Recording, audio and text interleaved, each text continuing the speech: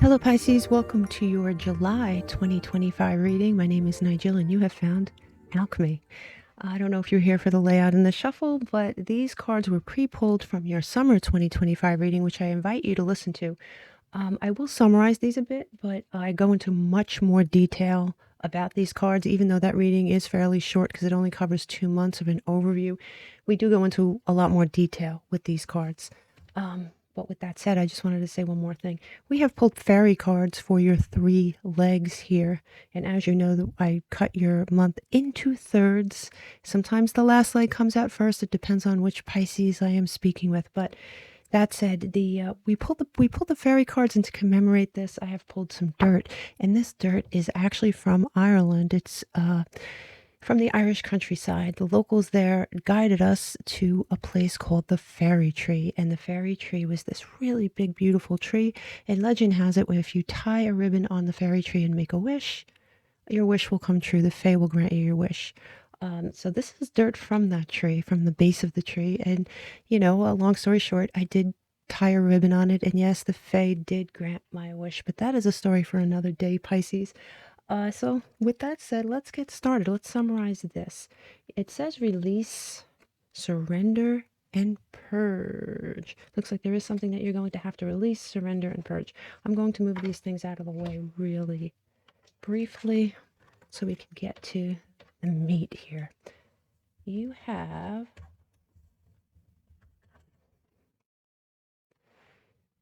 Here you have the Seven of Cups, and in this particular deck, the Seven of Cups is just water energy. That's the only correspondence it has. And as when we did your summer reading, I went into great detail about this card because it's really interesting. This deck is very interesting. And in this deck, this particular card, the cups represent the 7 deadly sins. And so they're temptations, if you will, right? So you're at a crossroads. This is crossroads energy. And you will have the truth is, you're going to have a different choice. You're going to have a choice of between something that's very sparkly and beautiful and tempting and something else that may not look as sparkly, but it's real and it really holds a lot more value. Yeah, so here you have, first up, you have the Two of Cups, and the Two of Cups is Venus and Cancer energy.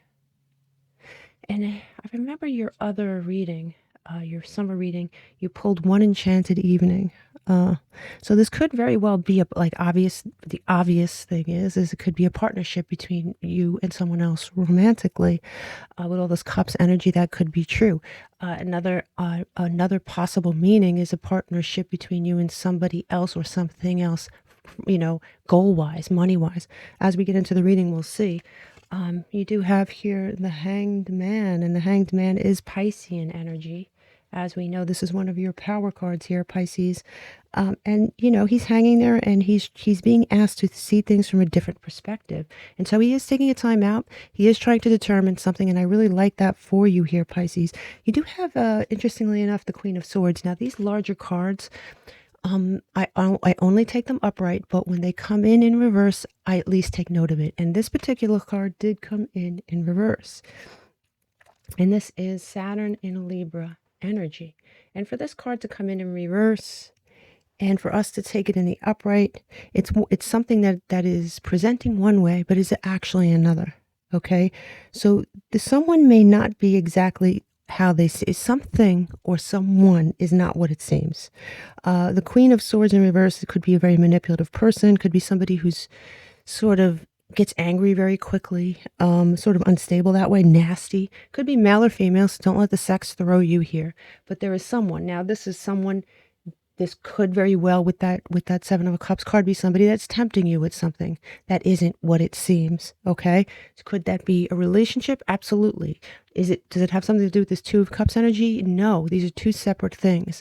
So it looks like you're being offered something of value, something of beauty, and like I said, that could be a brand new job, a brand new goal, a brand new road towards that goal that you want, or it could be a brand new partnership in a person romantically. But either way, there is something else in your energy here for sure.